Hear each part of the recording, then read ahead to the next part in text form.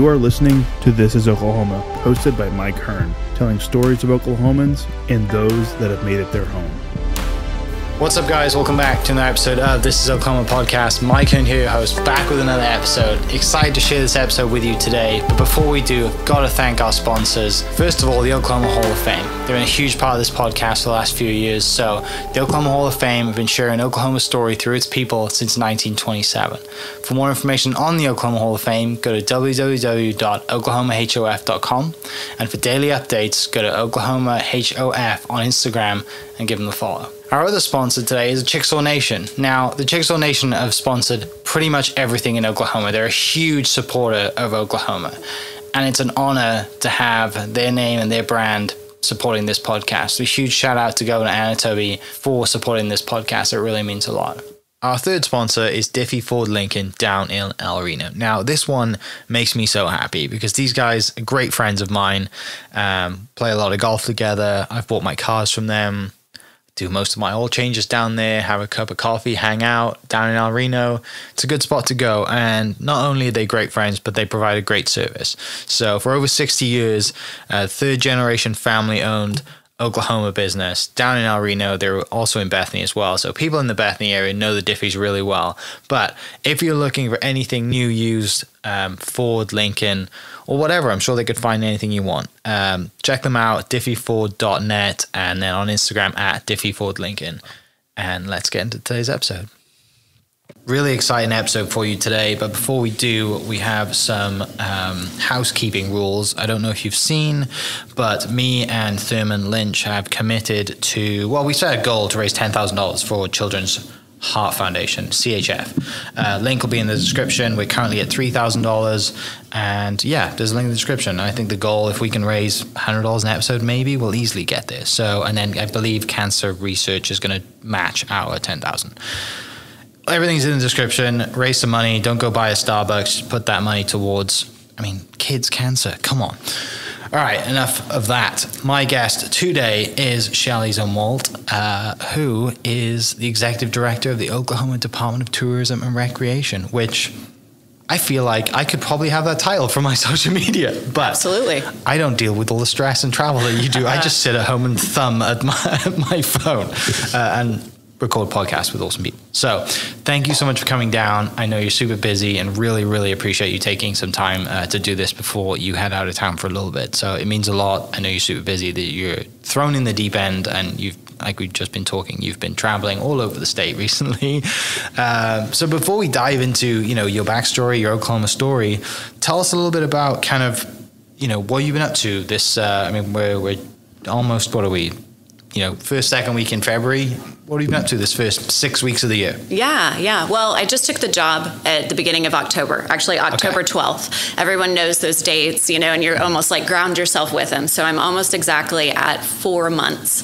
And this year has been super busy. Busy is such a relative term now. I think everybody's super busy. It's just like when your busy changes, it kind of jars you for a little bit. So I felt a bit like each moment I have to plan a little bit ahead. Just to make sure I'm in the right place at right time and prepared. But it's been fun because getting to re-engage with a lot of things that are Oklahoma because of my job.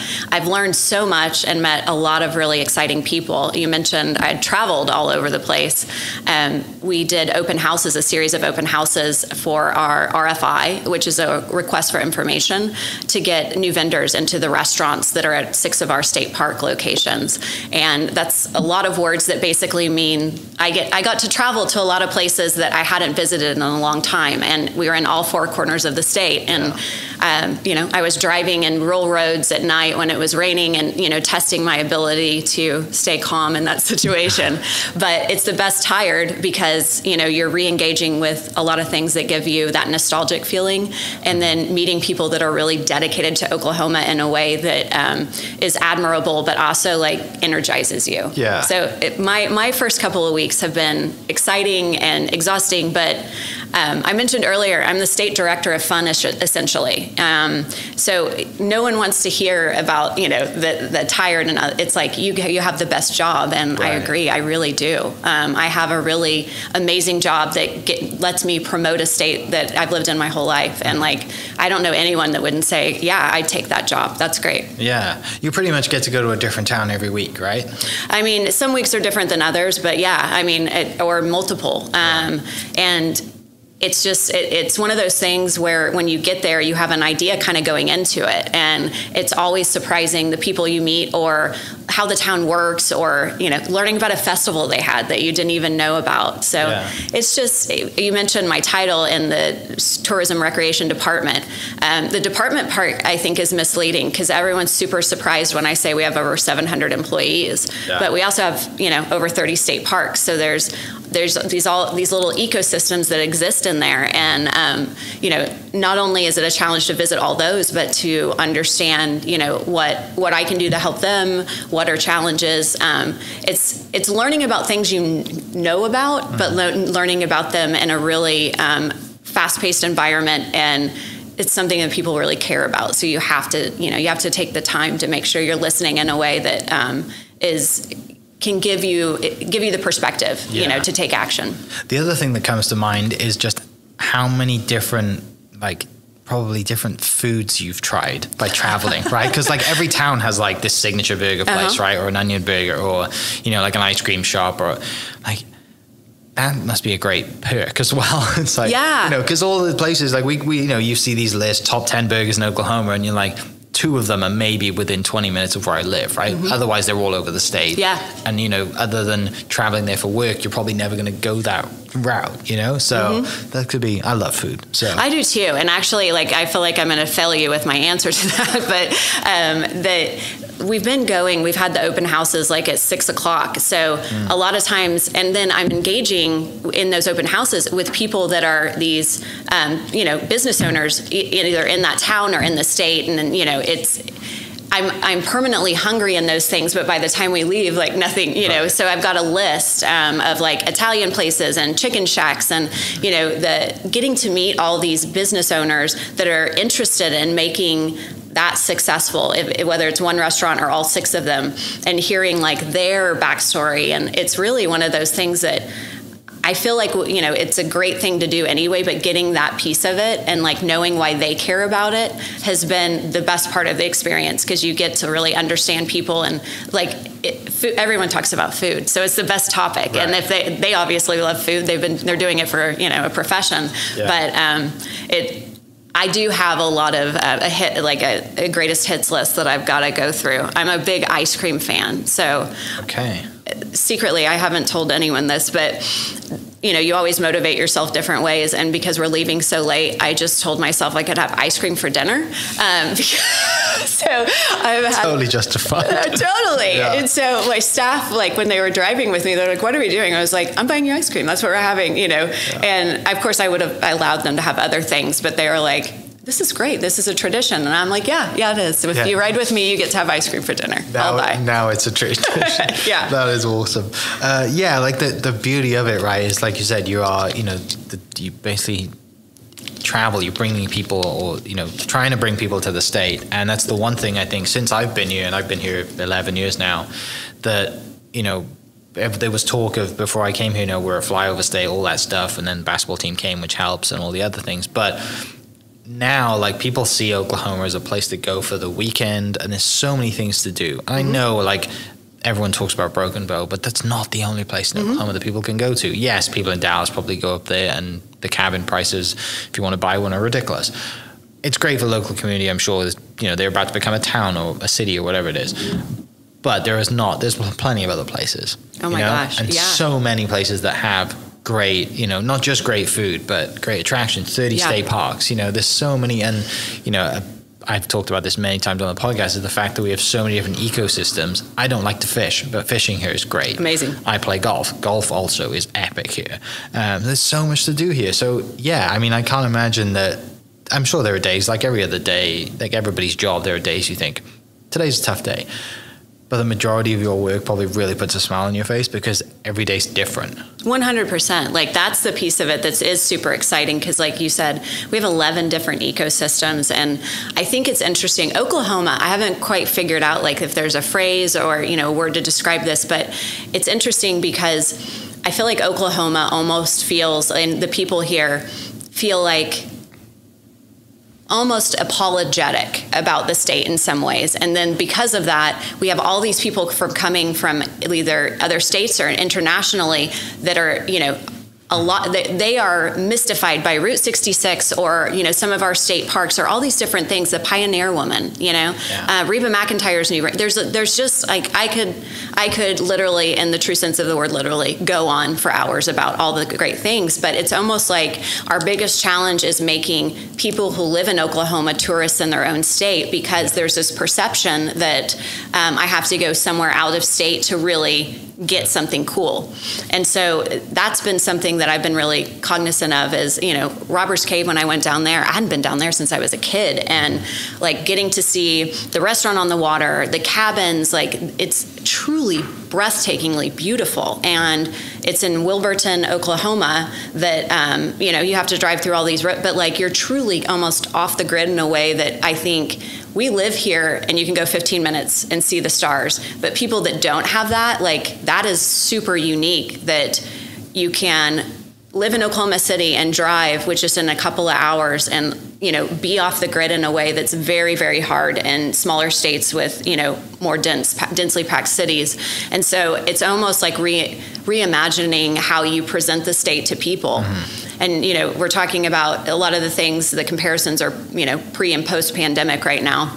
I think the next 10 years for Oklahoma are going to be so fundamental in how we progress, and the opportunity there is just really limitless because people reevaluated what they value in life. The pandemic was a lot of things, but what I think it gave people a break to say, how do I want to organize my life? And what are the things that I'm going to bump up on the priority list that I didn't realize I needed? Yeah. And like Oklahoma is perfectly positioned for that.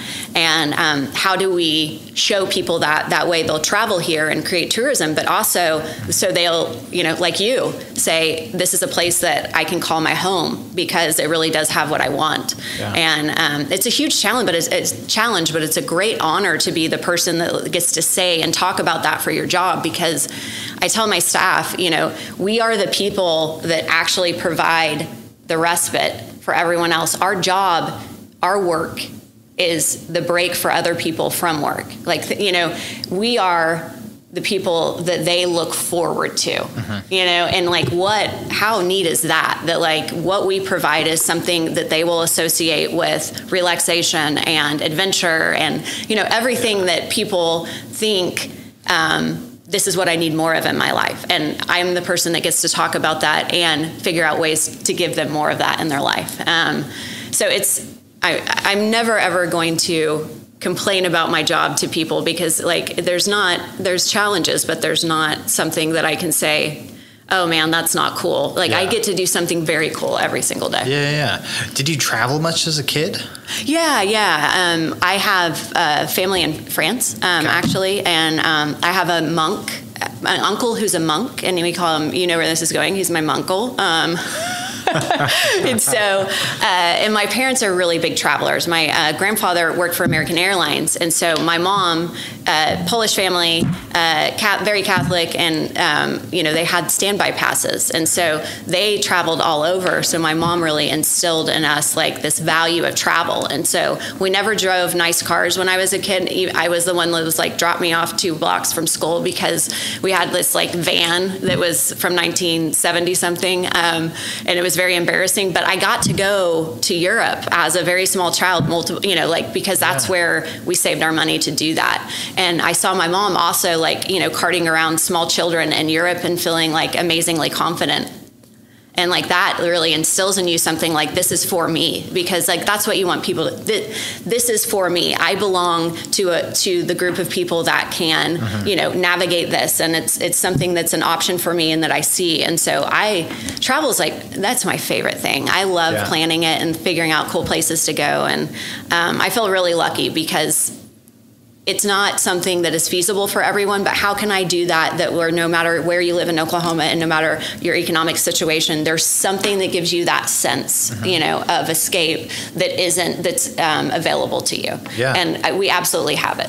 Yeah, I totally agree. I've just been like, as you were talking, I was writing down like a bunch of different things that we have in this state that brings people in from out of state, but also stuff that we can do here. Obviously, you've got Turner Falls, and if you like the side-by-side kind of ATV thing, that's huge down there. Yeah.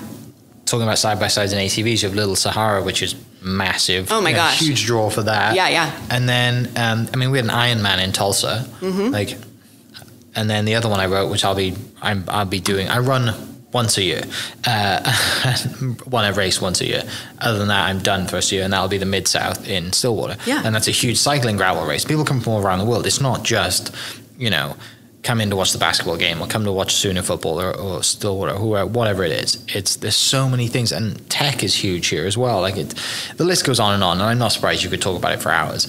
But I love that you traveled as a kid because that sets, and for me, because I've traveled here and traveled a little bit when I played golf, when people ask me, what should I do when I graduate? I'm like, take a year off, get a plane ticket somewhere and figure it out. Yeah. Because you're never going to get that opportunity if you go straight into work. It's not say you never, but and it just broadens your horizons, right? 100. My parents are actually in Israel right now, and they really plan their life. They're both retired around these amazing trips, and so to have that model, I feel very lucky. But you actually, we just met this morning, but you just segued really nicely into what I was in one of my notes, which was adventure tourism. So I would say that thank you for that, and also people don't realize we're a huge destination for that, but there's still a lot of opportunity. I think they think Utah and Colorado, but the amount of opportunity that adventure tourism provides for our state is probably it is in the top 5. I'm just not sure where the ranking is, and and economic impact. And one of my dreams is to do an adventure race through multiple parks. And I'm saying this out loud because therefore I'm going to be held to it. Keep you accountable.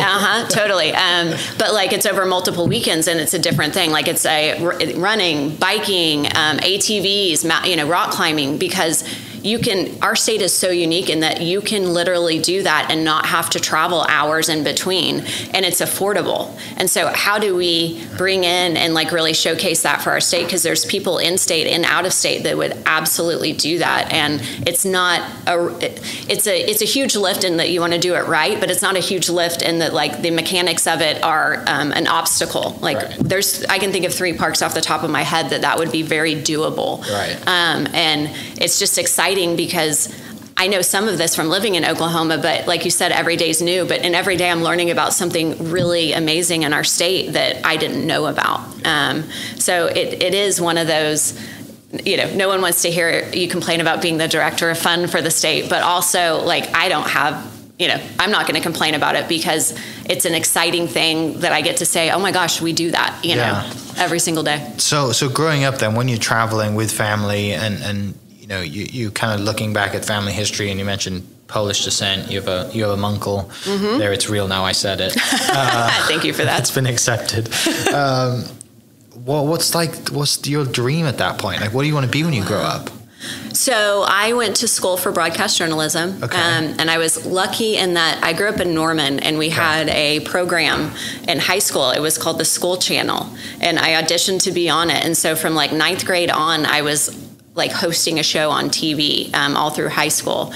And so that was really my dream. Katie Couric was big when I was a kid. And so I don't remember, you know what? I'm going to take it even further back, right?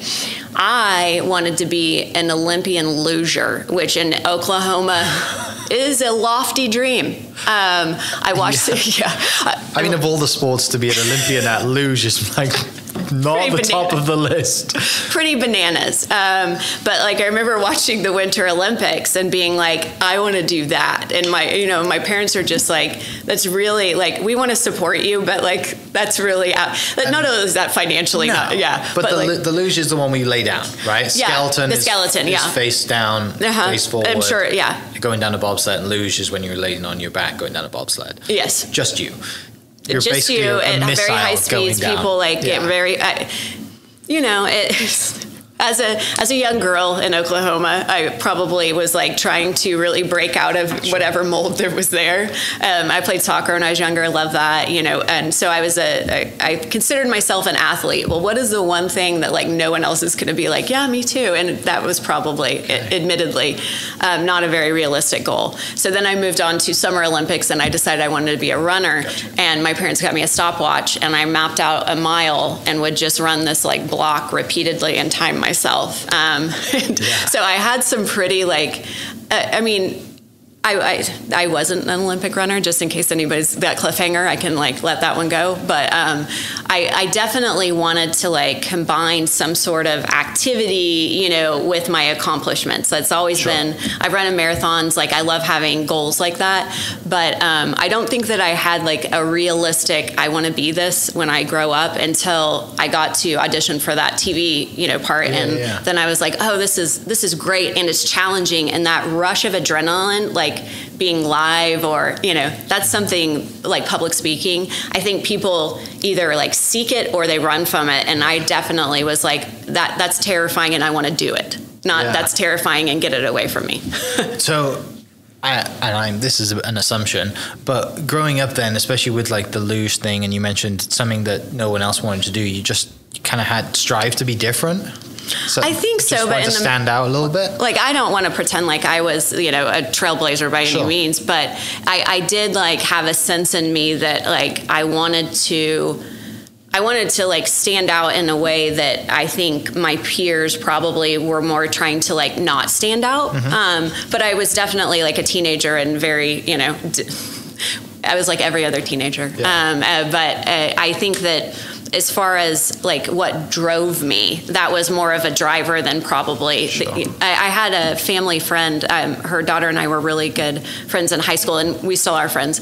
She said she commented on something that I had posted, and she was like, "You are always different growing up." And like thank you. I don't know what that. I'm sure she meant it positively, but it was that like you always kind of did your own beat. I was who I don't look at it now and think that was like intentional per se. Like I thought that thought. It was more that gave me that was a good motivation, and I felt good doing that stuff. So I think it was, without analyzing myself too much, you could say that, but I wasn't, I wasn't breaking the mold in like ways that I think people look back and be like, yeah, she, I'd picked her out in the crowd or something like that. But there may be a connection with the travel thing though, because when you travel, you broaden your horizons, you see the world, you see what's available, you see what's out there.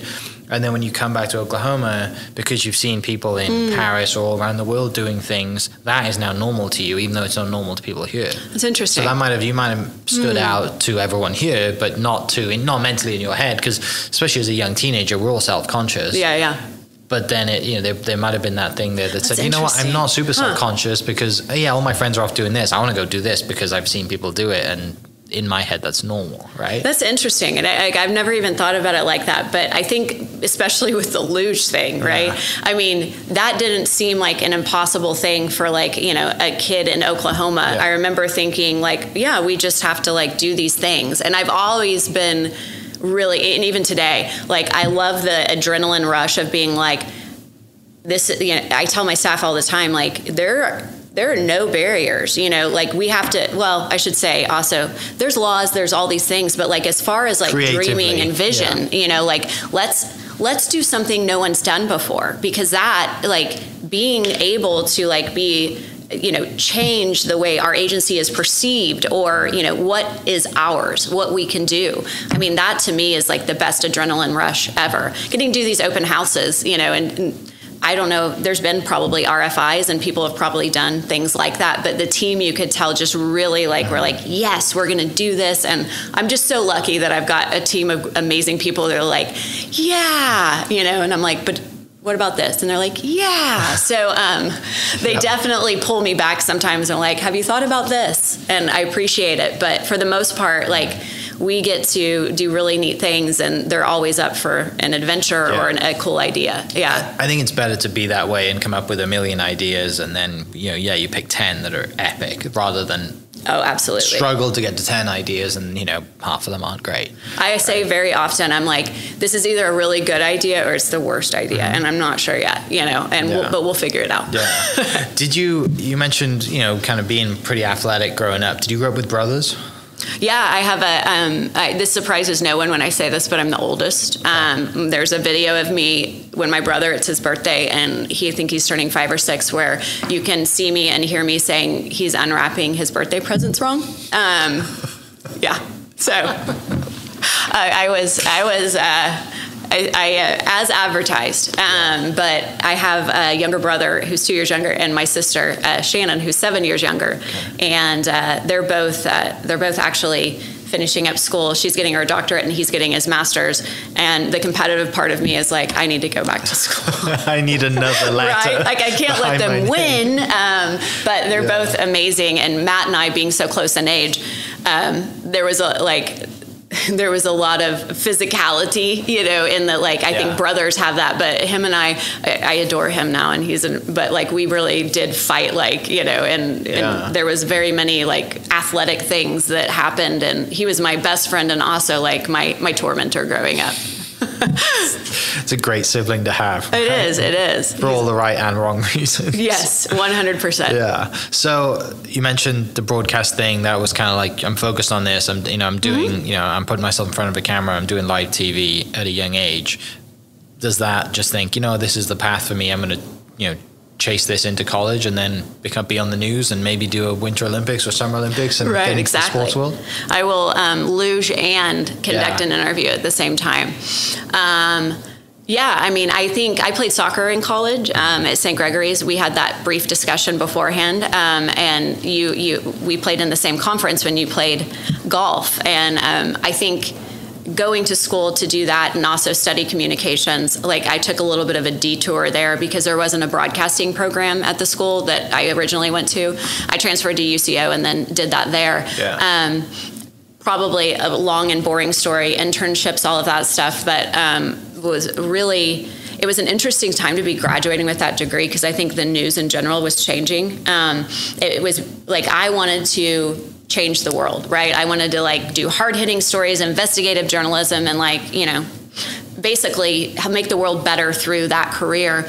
And I think at that point, just because of the economics of, a reporter doing a story that was going to take multiple days and lots of interviews and wasn't going to be ready for weeks at a time, it was changing. And I want to be really careful about what I say because I think, that's an important medium, but it was really turning into more of an entertainment, focus in that it's quick hits that and it was weird for me because I had to have that realization that what I wanted to do, it didn't really exist. Either I had to change what I wanted to do or, not do it. And it was tough, but it's interesting how the world works because I think being a public servant, I get to do that in just a different way. And people are always surprised when they're like, you're really good at an interview, or, I saw you on TV, great job. And I'm like, well, I did go to college for that. So thank you. But also, it's a skill set that I think has been really helpful as people that are in public service, especially, in a leadership role, are expected to be spokespersons for that, especially in this role. Absolutely. And so it's one of those, I'm really glad that ended, that happened the way it did, even though at the time I was you have all these ideals and it just wasn't, it's probably not going to be what I wanted it to be. Yeah. I think, when you're in college, and especially if you're a college athlete, there's a lot of college athletes who do communication as a degree, right? Mm-hmm. And they kind of get laughed at. Yeah. And you're and I definitely laughed at friends of mine who were like, yeah, I'm doing a communication degree. It was super easy. I didn't do anything. It was all online. I just played golf. I'm like, well, okay, good for you. But looking back, I think I wish I would have done a communications degree, right? Because it doesn't matter what you are. It doesn't matter if you're a plumber or if you sell real estate or if you're on TV. We've all got to communicate. And the better you are at communicating, it's going to make you better at your job. Yeah. What was your degree in? Marketing. Well, there's not a ton of... Yeah. It's okay. But I took marketing because it was less accounting classes. That's fair. You're right. It's not the degree that I think it's perceived as, right? It's much better than that. Mm-hmm. for longevity. Yeah. Right. The flip side of that is like, you know, everyone, it's like when you write something, everyone in general that, you know, can like write and they think it's super easy and there's not a strategy to it, you know, and so you get to communicate someone who's like, well, yeah, I mean, I can communicate whatever, but it's like, no, actually there's a strategy and, you know, there's a lot that goes into it. But I do think you hit on something. I think the thing that I've been really lucky, I've had a lot of jobs in state government. I started out as a budget analyst and then was in communications too. And I got to touch on so many different areas. I worked at OMES, which is the Central Services Agency that do a ton of stuff, but I know a lot about it because I had to write and be a spokesperson and like all of that. So, you know, it's like knowing a little bit about everything, especially when you're in a huge ecosystem like state government, you really are, you almost become, you know, it's your secret power is because you can know the people or the things that really are that linchpin of like either starting something or completing it, because you have to have, you know, that knowledge or at least know where to go to get that information. So when you do graduate, then do you take a job where you've been previously interning at, or does it like how does that first job come about? You know, so I'm trying to decide right now what's going through my head is, do I give you like the easy answer on that one, or do I talk? So I took the LSAT and like, So that was, I was dating someone at the time, and we had decided we were going to get married, and he was in law school. So I decided that would be my path. It ended up not being my path. He also beat me by 1 point on the LSAT, which I still remember. And I took it twice just to try to beat him, and I didn't. Still a sore subject. But so I thought I was going to go to law school, and I didn't do that. But yeah, I mean, I took a job, and it just wasn't what I wanted it to be. You know, it was one of those things. I'm not going to say, I think that like, you know, saying where it was is probably irrelevant, but yeah, I did. And it just wasn't the experience I wanted it to be. And I did, I worked in nonprofit for a while. I worked in communications, did a lot of different stuff, but it wasn't until I had my job as a budget analyst. It was my first job in state government, where I got to analyze policy and really kind of work in that finance piece that really intrigued me. Because that was really what I wanted to report on. Was I really wanted to be, you know, a finance reporter and like really talk about those hard things, because I think also there's certain, especially at that time, there's certain industries that like women weren't super prevalent in. I think that like you could say that potentially about tech, especially then, but like finance was one of those where there weren't a lot of voices that were, it's that kind of that thing of like finding a niche where you can be, you know, different. I think that's part of it too. But that's what I wanted to do. And there wasn't a lot of female voices in that space. And so that when I became a budget analyst and got to kind of combine both of those, I was like, oh my gosh, this is amazing. Like, and it really instilled into me this fiscal responsibility. Mm-hmm. I feel so lucky that that was my first job. I had great bosses that were really like, you know, we are servants of the taxpayer dollars. And that is something that is like fundamental to what I push down to my staff, but also it drives my decisions, because I think that if you have that as your baseline, you're always going to make decisions that aren't really so narrow that you're not thinking about the perspectives that may not be immediately obvious. Right. Yeah. Like, I mean, there's nothing better than finding what you want to do, finding your place, right? Finding like, I enjoy coming to work every day because I feel like I'm making a difference, and it's also stimulating my brain. Yeah. You know? Not just punching in and punching out every day, just like, why am I here kind of thing, right? 100. Yeah. Like, I think I remember my mom told me this recently, and I have no recollection of it, but it sounds very much like, you know, my mom's amazing, but she also will say stuff in a way that you're like, I think that meant to be a compliment, but it was you know, it was a little rough. But she was like, well, yeah, you weren't going to be an early bloomer or something like that, and you know, like I knew you would figure out what you wanted to do, but like, you know, it wasn't going to happen when it happened for other people, you know. And I'm just like, let's stop talking right now. But so I was in my early 30s when I, you know, got that position, and it was it didn't pay awesome. It was an entry level position, but like it was one of those things where I knew I would.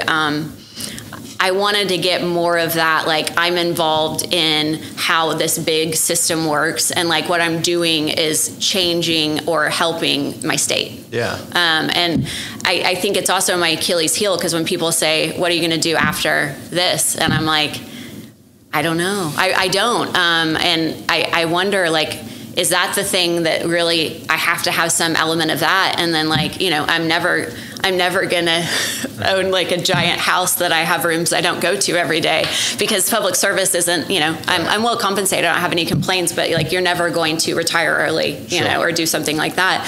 And so my entrepreneurial dreams, I don't know if like I'll get into it and I'll be like, no, it's not, like I need that thing, that service aspect of it. That's what really is, drives me.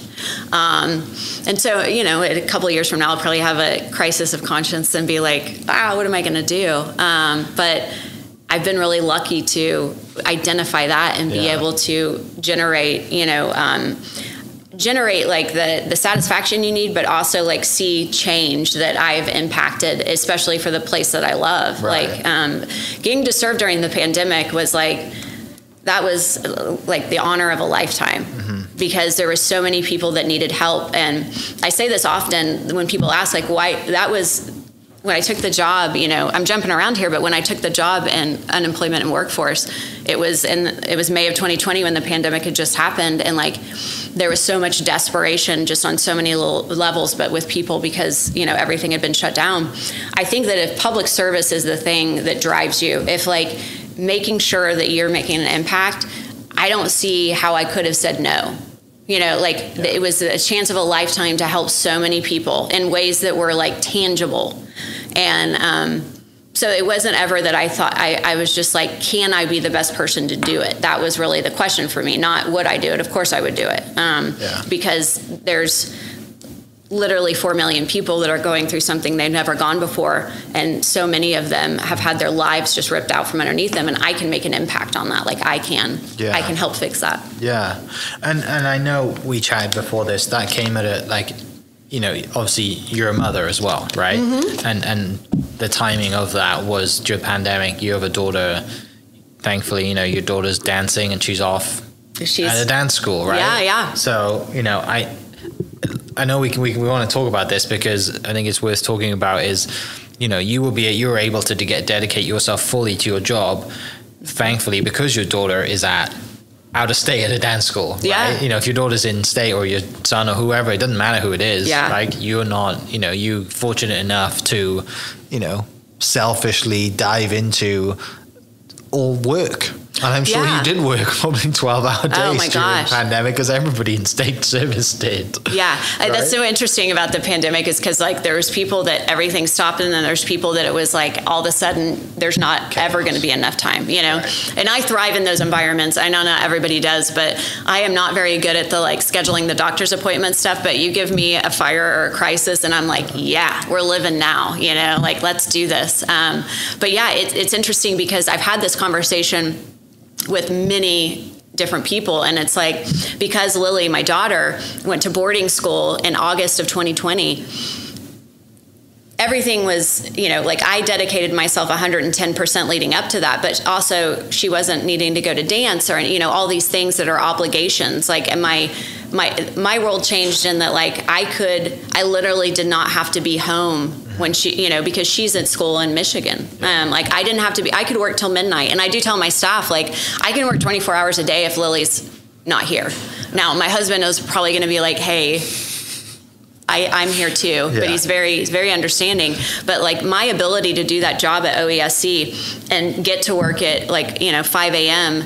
and leave later, that absolutely is not possible if I was having to fulfill that role of, she's going to school, and then this is how she's getting, and then I'm going to take her to dance, or I'm going to pick her up, or I'm going to, the coordination of that is something that would not have been possible. And I don't think that had that situation with her getting accepted into boarding school and deciding to go there, and like I would have been able to do the job the way I did. You're always disappointing someone in those situations. I think all parents feel like this, but it was interesting because I always had like, it always felt like there was this tug of war, and all of a sudden that was gone. And I was like, oh, wait, this is what it feels like to be like completely and maybe like scarily dedicated to your job, because there's no one saying you have to come get me, or, you know, whatever that is. Yeah. So I don't think I fully like figured out all the answers to that question, but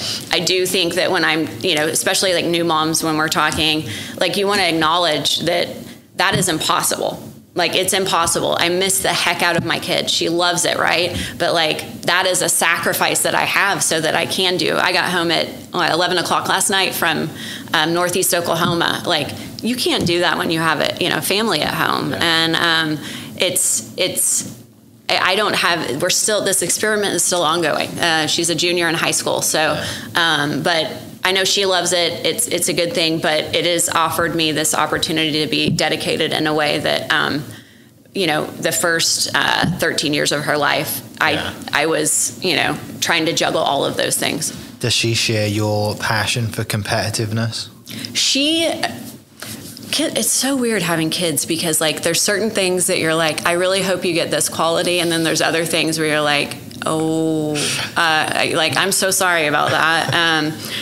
I mean, she was a competitive dancer for a long time, so she is competitive, but she's like a better version of me, like 100%. Like, I am don't touch the stove, it's hot, and I'm like, let me see, you know, and she is cautious in a way that's like so much more like adaptable to a circumstance. Like, she's not as competitive as I am, in that, like, I think the part of me that with maturity, I realized that that's not like, we don't have to get mad about board games, you know, or throw our pen or whatever. It's an embarrassing story. But like, she has that ability to turn it on and off in a way that like I do now. But when I was younger, I would realize that like, oh, this isn't, normal people don't do this. Like, you know, Monopoly is not a blood sport, right? So not everyone cares as much as I do. I mean, yeah. And then you're like, why don't you care? This is a game. You know, we haven't. It is one of those things that I think she got the best portion of that, in that like she is competitive, but she's also not she's not at the expense of other things, which is that makes her a much better friend and just person in general. Yeah, that's awesome. That was a really long answer to that. No, I mean, it's like we don't have kids, but it's funny, like, we have 2 dogs, and the way that I like sometimes yell at the dog because she doesn't stop barking at the front door is the same way that my dad yelled at our dog back home. Right. And I catch myself and I'm like, you yell exactly the same way as your dad does. Mm-hmm. And I'd only realized that about 1-2 years ago. Those are some like real moments where the reflection. My mom is, I say she's 5 feet of fury. Like, she's 5 feet tall, and like every inch of that can like tear you down in 2 seconds. And, but I think like, she's also very straightforward, and like there's a lot of qualities that I have that I think when I was younger, I thought this is the most embarrassing thing in the world. And I'm sure my daughter, like, it's all the same thing over and over again, you know, the same things that I do that my daughter's like, you're terrible and you're ruining my life, you know, is the exact same thing I thought. And you think you're so unique, and like the world is, you know, but it's the same thing. And I know that the reasons why I'm successful, a lot of the qualities that I have that I think have allowed me to do the great things I've been able to do, like, are because she was this example that really was like not one that I saw all the time from, you know,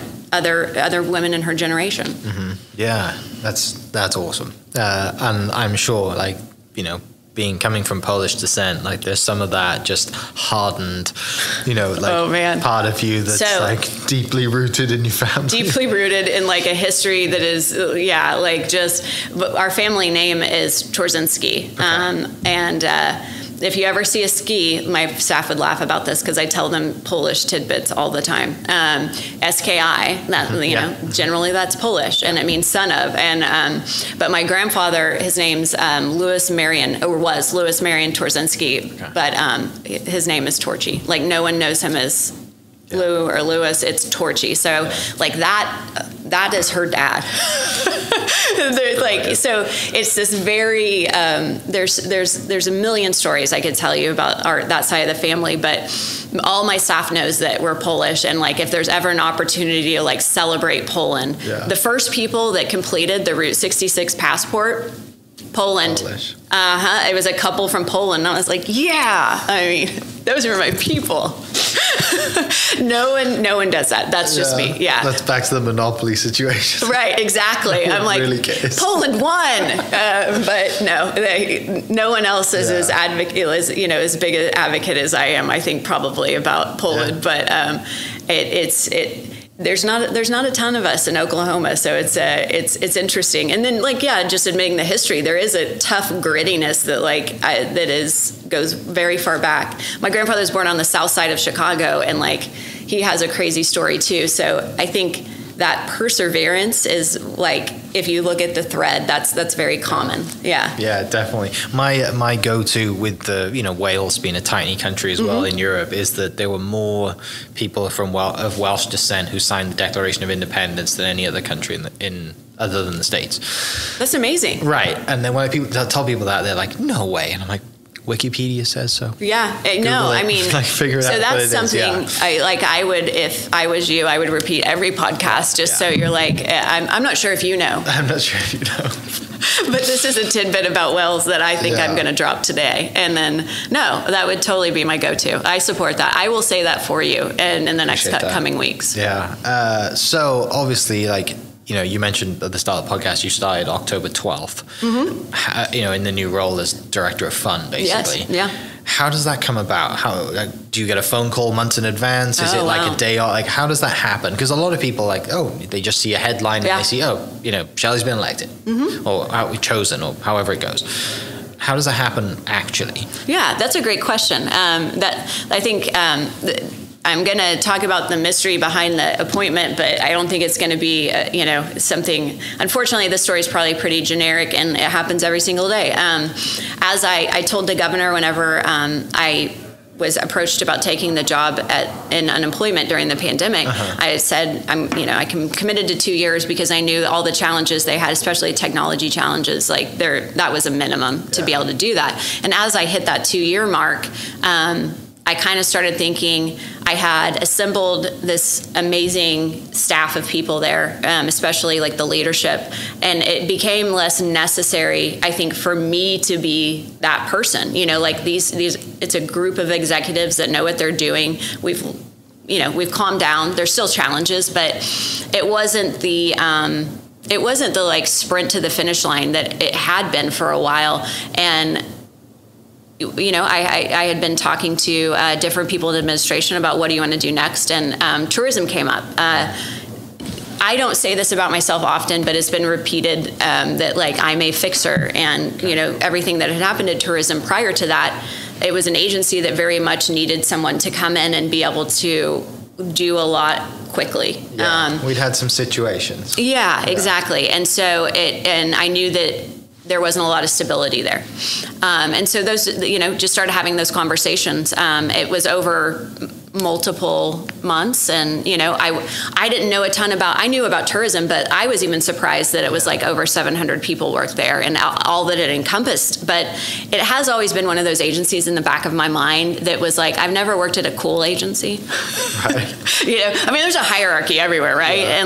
And the Central Service Agency, while they have a lot of power, was not super cool. And then unemployment and workforce, not necessarily not cool, and definitely became a linchpin for success while I was there. But being able to do the things I do now, I was like, man, that seems like a really a fascinating job, but I knew it would be a lot of work because of everything that had happened. And so we just kept discussing it, and I think the thing that helped for the decision for me was I knew I had a strong leadership team there, that if I left, it wasn't going to be this vacuum. And so now I'm over here and I'm building a new leadership team. And it actually, I think, you know, people that are much wiser than me realize this, I'm sure, a lot sooner, but the ability to build great teams and then be able to leave, like, I realized doing that was something that I was good at, you know, and like getting people together. And of course I've made decisions that were not good ones, and, you know, everybody does, but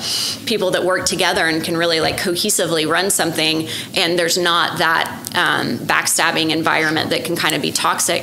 That's what we're doing here, and really putting some foundational things down. And I really enjoy that. I enjoy helping people to, you know, navigate that world where, you know, they think they're the only person that's advocating for them. And I'm like, no. I want to make you successful. If, you know, if you get your dream job after this, or if this is your dream job, then like that makes me successful as well.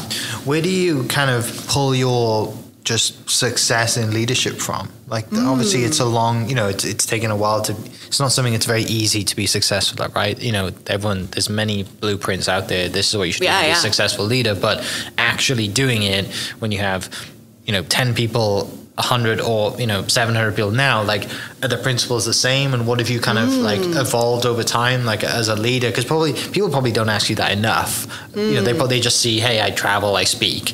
Yeah. But you're actually like leading a team. You know, you have a leadership team, and then you have all these employees. So obviously, you know, back to the fixer quote, you're very good at what you do, and there's a reason for that. Thank you. Do you know what that specifically is? Is there something you focus on like with every single one, or is everyone different? Yeah, those are very good questions. I think it really all started with my brother when he was unwrapping the presents wrong. Like, the ability to identify, you know, things that need to be corrected. No, I'm kidding. First of all, I want to say, like, I question myself constantly, like, not in a way that I think is like putting myself down, but just like, you know, making sure I'm navigating it. And I was actually having this conversation yesterday. I said, like, as a leader, you don't have the luxury of thinking, how does this impact me? You can never think like that, right? You have to constantly be evaluating, like, is this going to set a good example for the team? And I told this person, I said, I am every single day making myself be a better version of myself. There's an easy way to do anything. You cannot return a text. You can not take that extra moment to make sure, you know, the team understands or is headed in the right direction, or, you know, not giving that attaboy. But like, everyone cannot do that. Yeah. Like, but you have to constantly be holding yourself to a standard that's just a little bit higher, and you're not going to meet it every single time. That's the other thing, is like, there are times I really wish I would have handled situations differently. And I could have been a more positive impact on someone that's, you know, on my team. But I think reflecting on that is probably something that, like, with maturity, I realized that a mistake isn't something that, you know, is a mark necessarily. It's an opportunity to really get better. And I just try not to take the easy way out on those situations. Have the hard conversations.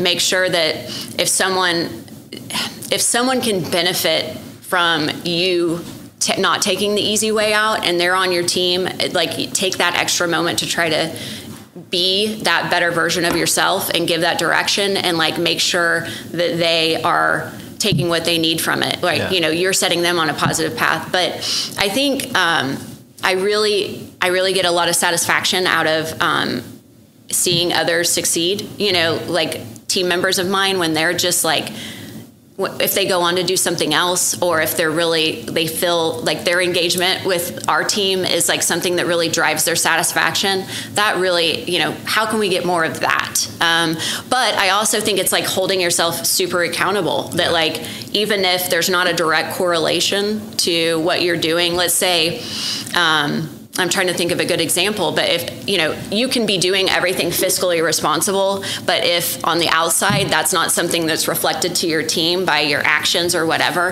there could be no direct correlation there. But if they see you as someone who does one thing and says another, then it's less impactful. Like, you really do have to, if you say this is important to me, you have to analyze your actions from that like point of view. And that's been something that I think as I've gotten, as I've like led bigger teams, that's something that I've really tried to focus on, is you can argue anything to death. You know, I can say, well, that's not what I meant, or actually that doesn't relate or whatever. Yeah. But it doesn't really matter if at the end of the day, the person that's like doing the hard work at one of our parks says, I don't think she cares about the dollar the same way I do, then I haven't been a good leader, right? Like I really do have to walk the walk and talk the talk and be conscious of like what that impression is. That's a super long answer, but I just think like there's always going to be a book, and there's things that I get out of all of them. And there's a lot of times I'm like, man, maybe I should adopt this style or something, you know, but at the end of the day, I think the thing that has allowed me to really, you know, hopefully be a positive impact on the teams I'm leading is that honesty that like, I am going to fall short. You are going to fall short. We're all going to we're going to run fast. And if you trip, I will pick you up and we'll keep going, you know? And, but if there's correction, like I will be direct and I'll tell you and say, this is not working. This is what we need to do. And then we're done with it. And like you go be successful. And those are hard things for a lot of people, I think. Like, you know, confrontation, no one loves it. No one loves being like, you didn't match up today or you didn't meet the expectations. But that's the thing I see in leadership that's often like the thing that could have been done better, and people avoid it so much. It's like someone from point A to point B has no idea how they got there because, you know, a leader didn't want to say, hey, that wasn't good enough, or I think you need to do this differently. And it's, you know, it's the hard way versus the easy way, I think. Yeah. Well, and also I think when you go into it and you say, all right, I got 2 years, like, you know that, like, it's not just I can do this for the rest of my life. I've got 5, 10, 20 years in this. You know, when you've got such a confined time to turn things around or improve things or whatever you want to call it, 2 years is not a lot of time. It's not, man. Right?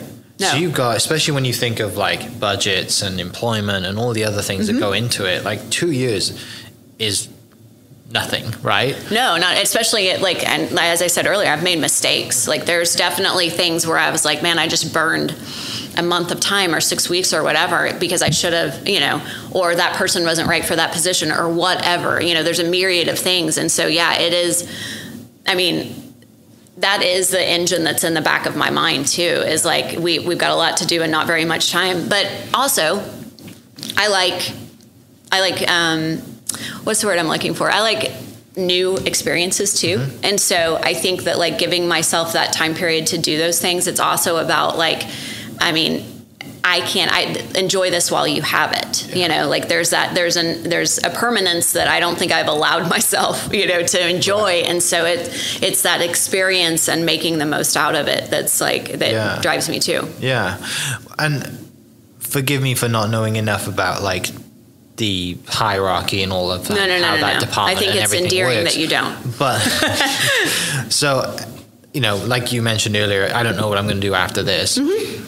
Just in the realm of possibilities, what is next on the ladder, right? What is like the next step? Like, just if you just look at the chart, like, is there just a bunch of people who are executive directors of like what you came for to where you are now?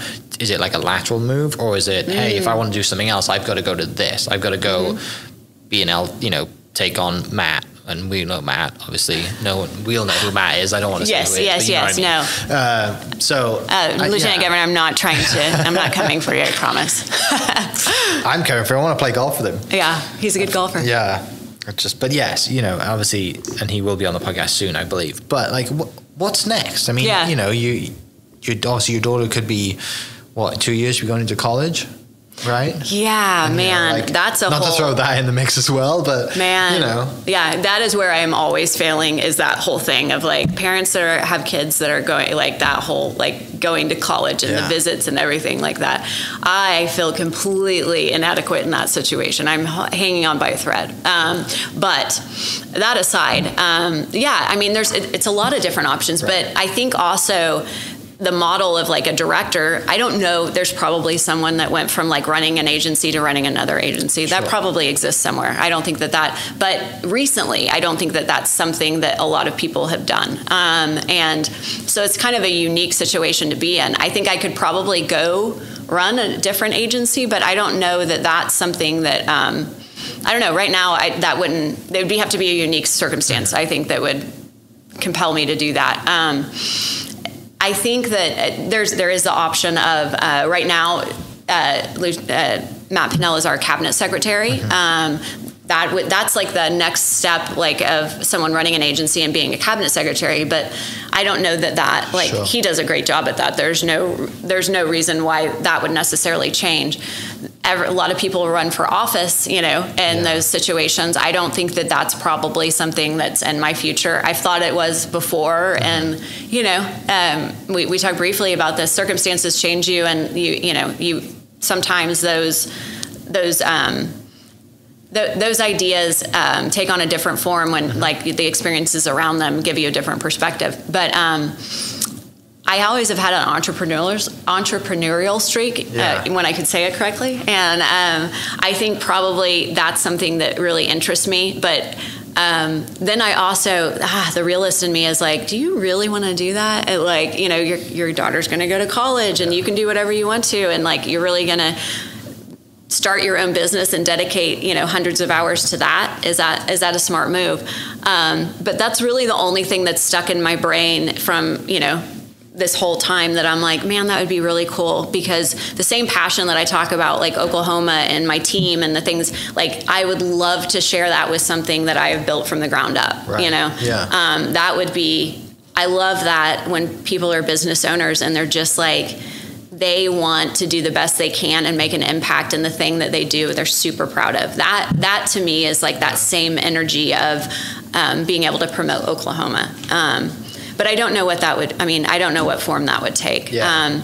I could run for office and probably do that. But we talked about this briefly. Like the pandemic was crazy for a lot of reasons, but I think the attention that I had gotten really like mushroomed, and it impacted my family a lot. My daughter and my son, and my daughter, I don't have a son, but my daughter and my husband.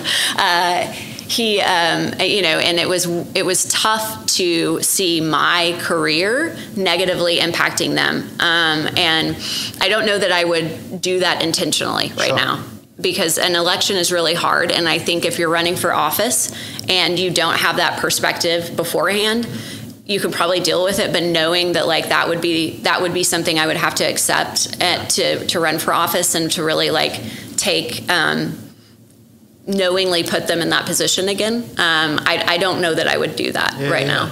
Yeah. It's interesting. I'm sure that's something I'll look back on this interview and say, wow, I can't believe I thought that. And then, this happened. But I believe in public service in a way that I won't ever completely rule it out. Like, I think that I would love to continue to serve my state in whatever capacity.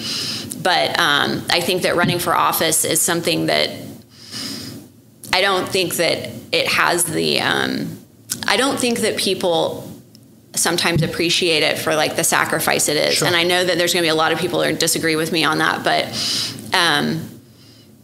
if you have the right people running and trying to do the right thing, and there are a lot of them, I promise, that the things that you give up to do that are significant. Sure. And it's not someone that's a lot of times it's not someone that's an egomaniac. It's sometimes it's a single issue that galvanizes them, or they just really want to be someone that's an advocate for their district or their state or whatever it is. And unfortunately, like it's a weird time to be doing that right now, I think. Yeah. And there are people that have run and like not done great things, and that's disappointing to see. So, politics aside, I think public service is an amazing thing. And the people that sacrifice their family time and all of that to run for office, it's super admirable. Mm-hmm. And I think that I believe in that, but I don't know where my intersection of that happens in the future. Yeah, and there's seasons for everything, right? We might look on this in 10 years and you might like, now is my time, I think I'm going to do it. And things change. And, that's the beauty of opinions too, right? Like minds can be changed and opinions changed based on different experiences. Yeah. And back to the public service thing, there is something special about it, even if you're a policeman or a firefighter or you're a nurse or whatever it is. Like, there's just something special about helping people. Yeah. Which is what it comes down to, right? Absolutely. Well, finishing up, I want to talk about some fun things. Yes, let's do that. In your bio, it says you like running and reading. I do. I'm reading right now. Yes. What am I reading right now? So, the book I'm reading right now, I have a weird genre. I like a lot of historical. I'll even do historical fiction at times. But I'm reading a biography about this young woman who grew up in Minnesota, and she had a really rough childhood, mom with mental illness, all of these things. And I was reading about the description of this book, and it says she went to boarding school. And I was like, oh, interesting. And she went to boarding school, and then she went to Harvard. And so I'm intrigued. And then I read more, and I find out she actually went to the boarding school that my daughter went to. So I'm like, I got to read this. Right. And much to my daughter's chagrin, this was... I started telling her about it. I was like, Harvard, that's amazing. Like alumni, Look at what's possible. Yeah, no pressure at all. Yeah. And so I've been reading that. It's been interesting to see because like that whole, like the thread of perseverance is very strong with her too. And she did a lot of extraordinary things to get there. And like the fact that there's that small... like that experience for my daughter has been transformational, and like I have no doubt she's going to be a successful, independent person wherever she goes to college. But she also like just seeing that perspective from someone else who's not a student, because she has a whole life. Like as a parent, when your kid has a whole life, especially that young, where you don't see it every day, getting to read that book was a small way to, and still reading it, to like kind of connect with my daughter. And then also my anxiety about the whole college acceptance thing, like reading about someone else's trials and tribulations, like it's been a little comforting, because it's not like when I went to college at all. Well, it's funny. A guy I know, his daughter is probably 14, 15, same age, and he's kind of been, keeping her away, not keeping her away from social media, but just keeping an eye on her, right? Social media can be a dark place, right?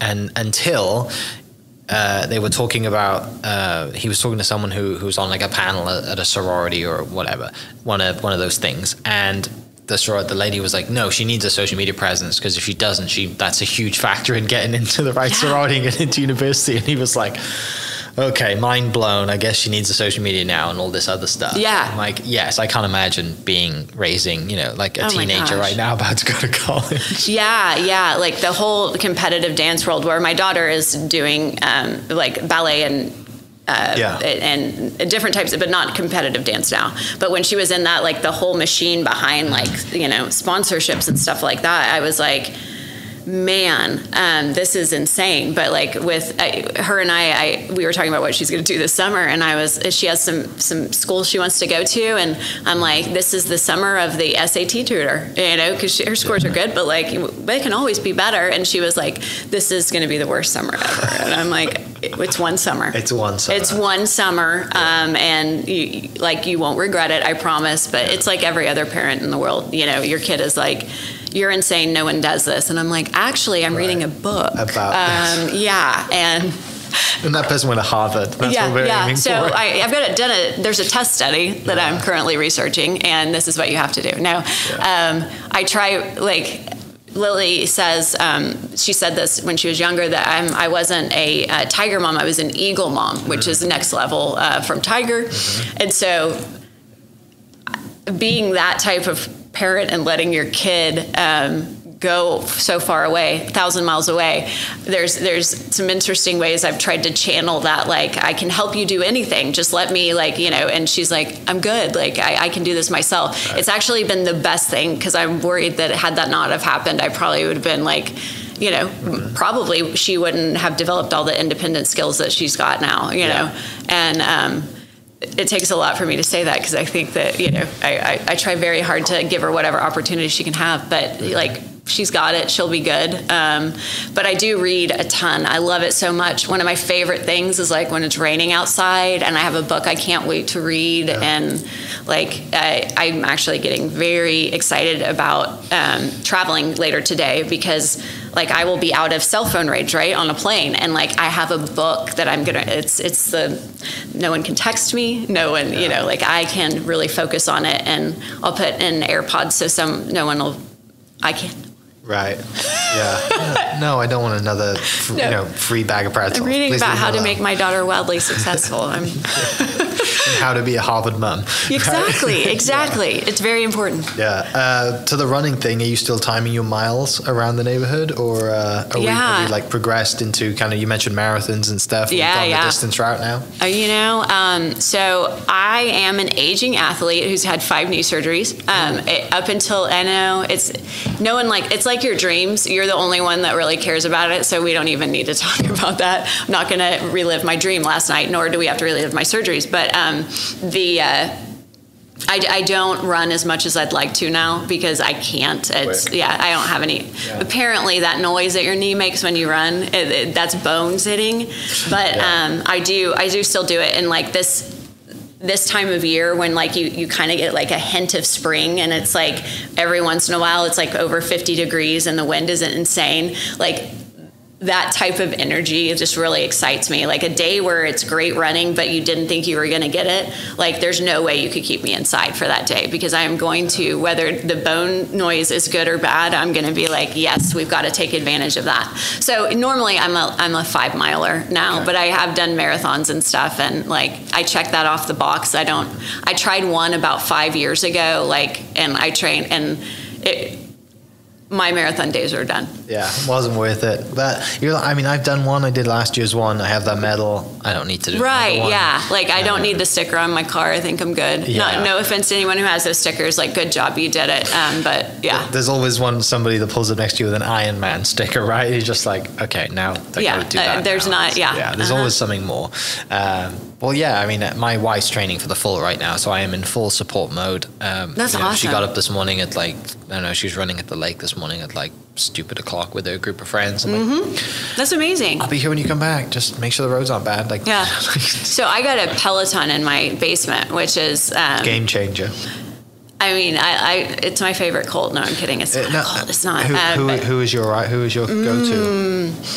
I'm going to be so basic. Cody. I love him so much. He's just the best. I totally on board with it. How'd you know? My wife. He's amazing. And if I want to feel really like I'm powerful, I'll do Camilla. Okay. Because Camilla Ramon, I can't say it very well, but even the way she says her name, you're just like, yeah. I'm in my pain cave. I'm about to dominate the spike. Absolutely. But I've got to come with a lot of caffeine in my veins to be really ready for her, because she's intense, but I love her so much. Yeah. But Cody's my go-to. I know nothing about pop music, but I leave my sessions being completely aware of everything that's going on. Texting your daughter, you're like, hey, do you know this song? And his dance moves are amazing. It's just, he's a great human. I feel like I don't ever want to meet him, because if he's not great, then I don't want to know about it. We didn't meet him, but we bumped into him at the airport coming home from the UK, going through US Customs. Oh my gosh. In the zigzag line, and my wife was like, I think that's Cody Rigsby. And I was like, who? And she pulled up on Instagram. I was like, yeah, that's the guy. And he was in highlighter yellow outfit. And he's a tall guy too. He's a big guy. So he was there. And he's actually 6'3". On my ride this morning, he said that. So yeah. Yeah. And he's not skinny 6'3". He's a unit, right? Yeah. So yeah, and I think he didn't overhear us, but he knew we knew, right? And as we were zigzagging, we never got close to him. And my wife was losing. She hates traveling, especially when you come home. It's a 10.5-hour flight. Then you're in customs and all. It's not fun. No. And then it was the highlight of her day. And we still joke about it now. But yeah, she when she generally rides, if she doesn't run, she'll jump on the bike. And I always ask how's your ride today? And she's like, yeah, Cody pop ride. I'm like, shocker. It's amazing. So. Yeah, he's enthusiastic, and I love it. And I've never walked away from a ride with him sad about the world. So he's my favorite. But it has been great. They did their whole you can pay month to month and rent it, and I was like, okay, I can get on board with this. Yeah. But I don't do the live rides, or I can't get into the hashtags and stuff. I'm not trying to be I've got enough things going on. I don't need another group that I'm going to disappoint at this point. I'm never going to be dedicated as the other person probably in that world. So we're just going to go ahead and we're going to self-select out of that. That sounds great. Well, I want to thank you again for coming in. It's been an absolute pleasure. Get to know you, and safe travels. Hopefully it's not super cold where you're going to see your daughter, but I think it is actually. Yeah, it's pretty cool. It'll be. Yep. But yeah, thank you so much for coming in. I really appreciate it. Great stories. And for people listening, we will see you next episode. And yes, the link to CHF, our goal, $10,000, is in the description. So go donate whatever you want to spend on Starbucks and donate it to the kids. See you next episode. Cheers. Hope you guys enjoyed that great episode. Thank you so much for listening. As always, huge shout out to our sponsors, the Oklahoma Hall of Fame, sharing Oklahoma story through its people since 1927. For more information on the Oklahoma Hall of Fame, go to www.oklahomahof.com and follow them on Instagram for daily updates at oklahomahof. Our other sponsor, the Chickasaw Nation, amazing sponsor. They do amazing things for the state, and they're always sponsoring something in Oklahoma. They're a huge supporter of Oklahoma, and without their support, we wouldn't be able to do what we do. And our third sponsor is Diffie Ford Lincoln down in El Reno. Now, this one makes me so happy because these guys are great friends of mine, play a lot of golf together. I've bought my cars from them, do most of my oil changes down there, have a cup of coffee, hang out down in El Reno. It's a good spot to go. And not only are they great friends, but they provide a great service. So for over 60 years, third generation family owned Oklahoma business down in El Reno. They're also in Bethany as well. So people in the Bethany area know the Diffies really well. But if you're looking for anything new, used, Ford, Lincoln, or whatever, I'm sure they could find anything you want. Check them out, diffieford.net, and then on Instagram at diffiefordlincoln. Thank you for listening. Thank you for listening. We are inspired by those around us and hope that you are too. Make sure you subscribe to this podcast on your favorite podcast platform and leave us a review so we can keep telling your stories. For more great Oklahoma content, follow This Is Oklahoma on Facebook and Instagram.